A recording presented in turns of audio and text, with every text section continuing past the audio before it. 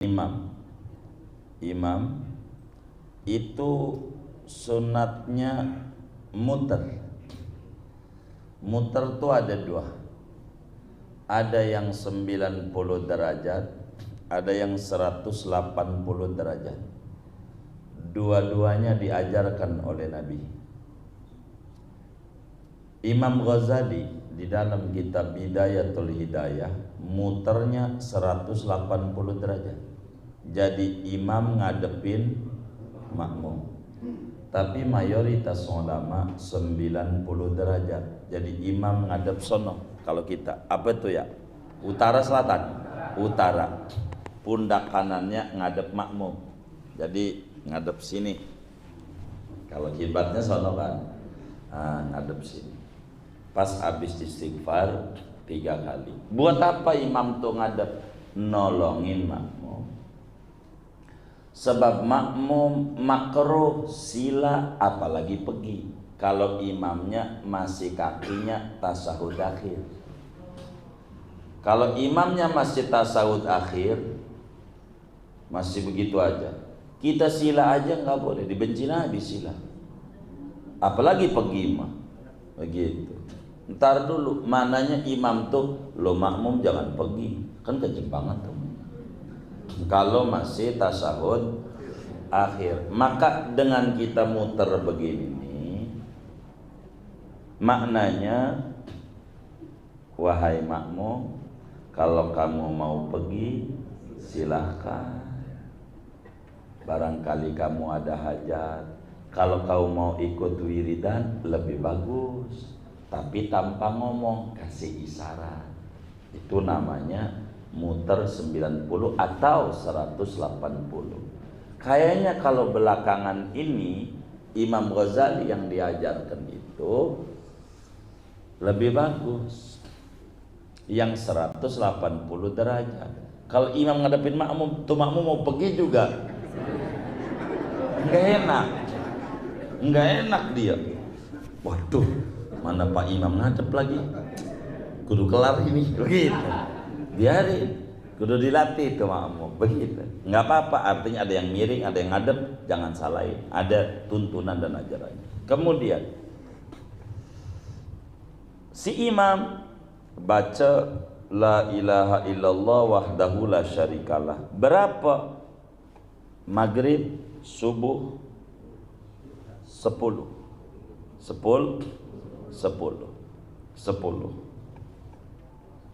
Itu ajarannya 10. Kalau maghrib 10. Makmum waktu baca la ilaha illallah syarikalah kakinya masih tasahud akhir, jangan sila makmum, karena nabinya nyuruhnya begitu. Imam kenapa dia sila ataupun miring bergeser? Karena imam disuruh nolongin makmum yang hajatnya dia punya hajat, mau pergi gitu. Dia suruh. Jadi ada dua tugas imam. Dia bertahan sama hadis kayak makmum, kasihan orang buru-buru, begitu. Dia geser, maka nanti ada dalil buat imam. Dengan geser hilang gak ganjaran yang Nabi sampaikan ini? Tidak buat imam, karena ada yang lebih besar hajat orang banyak. Maka imam geser, jangan tidak geser imam. Kemudian habis itu maghrib subuh dulu. Allahumma ajirni minan nar, atau biasanya dijamakkan Allahumma ajirna minan nar 7 kali. Kakinya masih tasahud akhir si makmum. Kakinya belum sila. Imam kayak tadi. Berapa? 90 derajat atau 180, ada pada depan. Itu imam.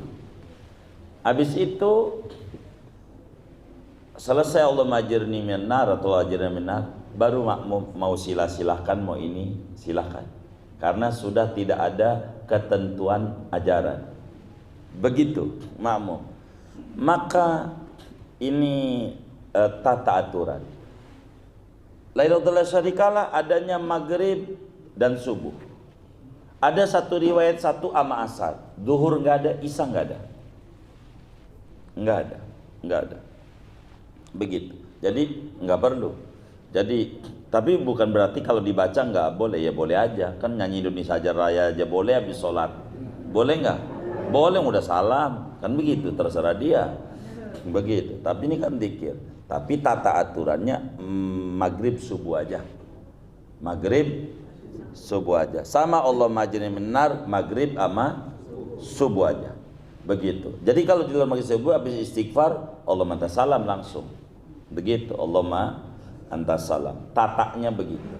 Yang ini adanya di maghrib, di subuh.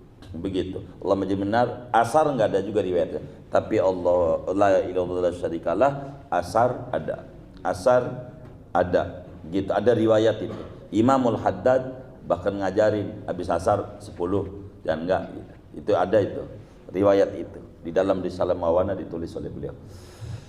Kemudian ya baca Allah mantas salam, baca Allah ma'ini, baca Allah malamani'a, baca tasbih 33 dan seterusnya. Pertanyaannya, kenapa ada yang baca 3 begitu? Ini namanya biasanya mala yudraku kullu la yudraku jullu. Kalau kita panjangin, ini baru belajar sholat nih orang, bisa bubar kepanjangan wiridan. Maka kalau enggak bisa dikejar semua, jangan tinggal semua. Maka ketika jangan tinggal semua, ada yang ngambilnya 3, ada yang ngambil 4. Kenapa ngambil 4? Biasanya yang ngambil 4 ini bakal membagi bilangan yang Nabi tentukan di kredit. Bila maghrib 10, subuh 10, berarti total seharinya 20, dibagi dia 4. Jadi habis dohor 4, asar 4, maghrib 4, isya 4, subuh 4, 20. Biar enggak hilang keberkahan angka yang Nabi tentukan. Ada 4 bacanya. Jadi berbeda-beda. Begitu bacaan itu. Kenapa ada yang 4, kenapa ada yang 3 begitu. Kadang ada yang 1 begitu. Enggak apa-apa semuanya. Silakan saja. Termasuk Jumat. Jumat itu baca musabbihat, kakinya masih tasodahir. Rugi kalau enggak baca musabbihat kita Jumat tuh. Rugi. Musabbihat itu Fatihah 7 kali, Kulhu 7 kali, Al-Falaq 7 kali, An-Nas 7 kali, An-Nas 7 kali. Kakinya masih tasawud akhir. Kakinya masih tasawud akhir. Jangan geser. Itu pengen berlimpah rezeki begitu tuh. Pengen Allah kasih kesuksesan begitu. Kami ini secara pribadi kurang mau ngimamin. Sebetulnya kurang mau jadi khotib. Cuman temen-temen ini kan susah. Kalau nggak mau, iya sama kita aja nggak mau. Ono mau, repot sama saya. Gitu. Padahal kalau ono mau kantor-kantor tuh, kalau kita kagak datang, kagak ada yang ngimamin, sianan. Begitu doa. Begitu. Karena apa? Saya tuh sayang wiridan yang ini nih.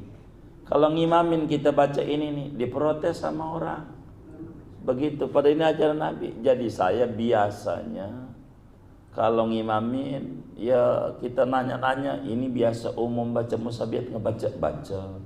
Ini nggak umum Fatihah doa. Pasti saya Fatihah doa. Habis itu daripada hilang, ya udah. Kadang mah kalau masjidnya kenal, jadi habis selesai doa, saya nerusin aja. Fatihah kurang 6 lagi. Tinggal ini nggak mau ajak selamanan, duduk aja gitu. Karena kadang makmumnya sallallahu alaihi, berarti malah saya suruh diri. Ya udah selamanan, ntar habis dia saya terusin walaupun tidak seperti apa yang Nabi sampaikan, tapi biar nggak hilang juga keberkahan baca ini. Saya baca sambil jalan kadang.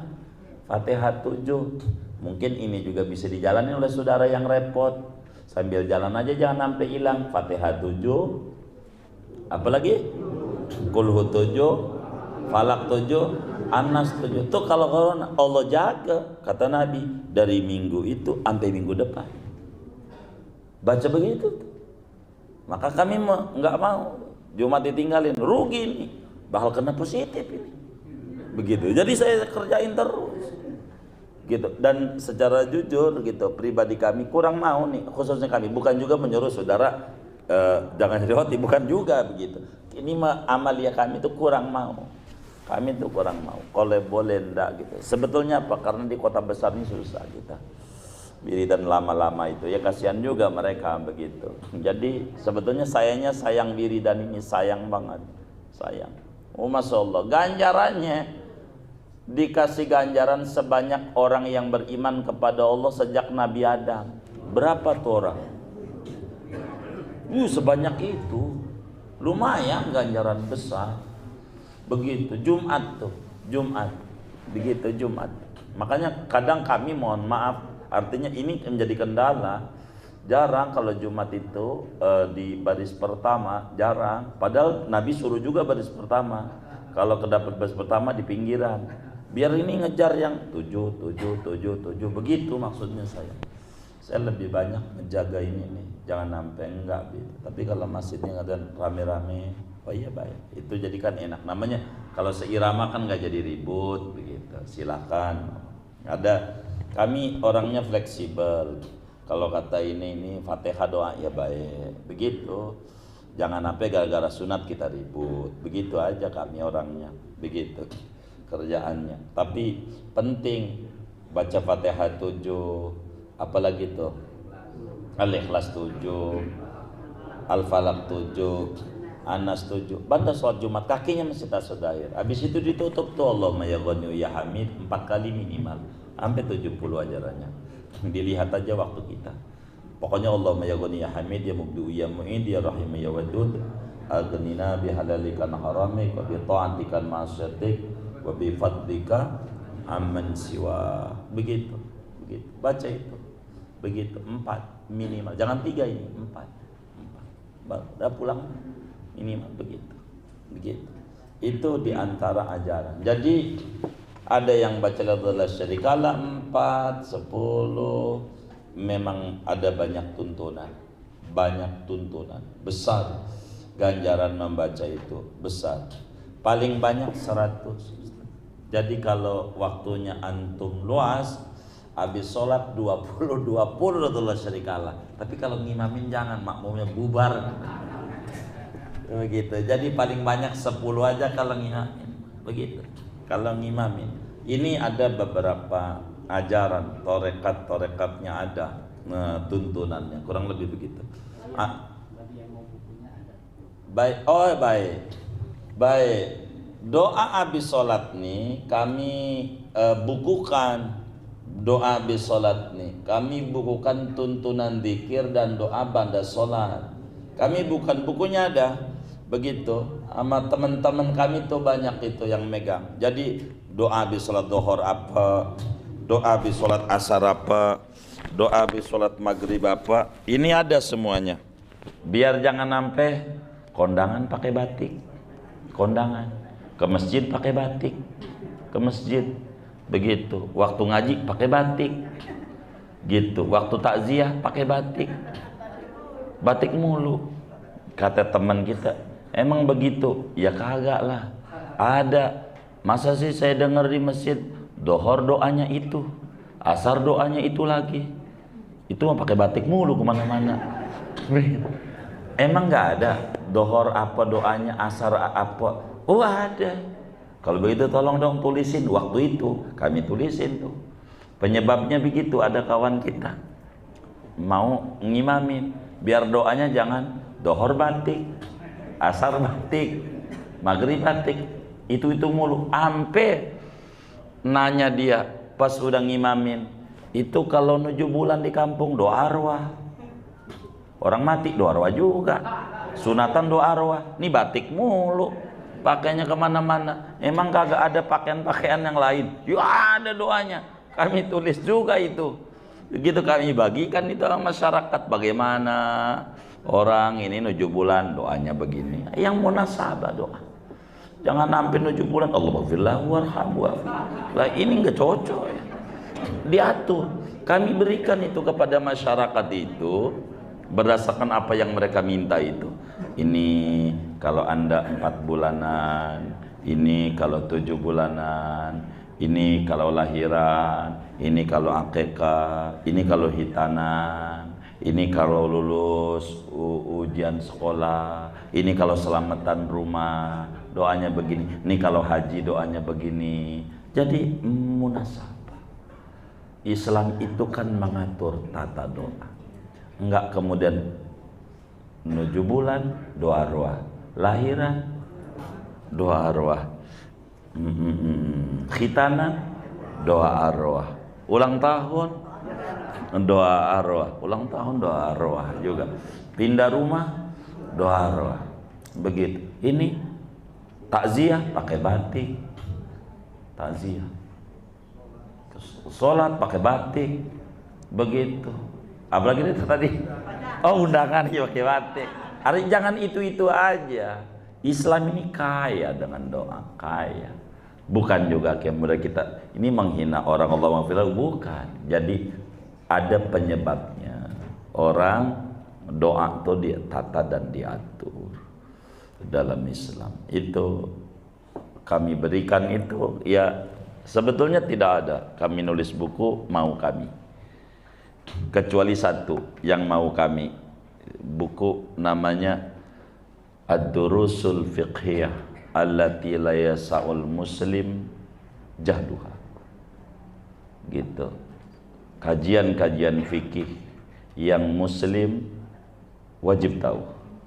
Itu mau kami, artinya mau kami karena saat itu lagi stres, mengisi waktu kesetresan biar jangan stres, nulis buku, begitu. Selebihnya kayak buku yang Bapak pegang Wasil Mustafa bukan mau kami. Ada jamaah majelis, saya disuruh ngajar kitab ini, jamaahnya minta terjemah, guru terjemahin lah. Saya bilang kalau kagak berani ngomong dong, nih muridnya nyeksa guru, suruh ngajarin juga, suruh nerjemah juga, begitu. Tapi ya begitulah di kota besar, orang pengennya gitu, udah dimasakin pengen disuapin juga.